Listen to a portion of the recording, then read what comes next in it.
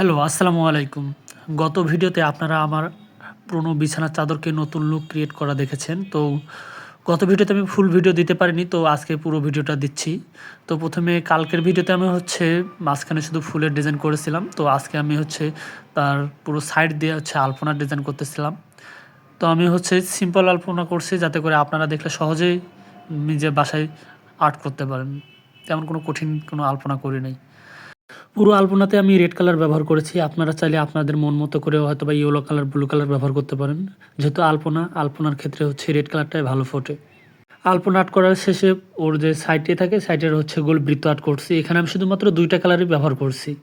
অতিরিক্ত কোনো কালার ব্যবহার করিনি। যেহেতু পুরনো বিছানার চাদর, এখানে বেশি টাকা অপচয় করা যাবে না। আমি শুধু ওখানে রেড কালার এবং মাঝখানে ইয়েলো কালারের বৃত্ত দিয়েছি। কালার স্বল্পতা, যেহেতু ছোট, ছোট কালারের কৌটা ছিল, কালার স্বল্পতার কারণে মাঝখানে শুধু আমি বৃত্তটা ব্যবহার করেছি। তো যাই হোক, পুরো কমপ্লিট হওয়ার পর মাঝখানে যে আবার ছোট্ট একটু করে লাল কালারের ডট দিয়েছি। আপনারা চাইলে আপনাদের মন মতো করে বিভিন্ন ডিজাইন করতে পারেন। তো আমি রং স্বল্পতার কারণে সিম্পল ডিজাইন করছি। আর সিম্পল ডিজাইন যাতে করে আপনারাও পারেন সেই জন্য।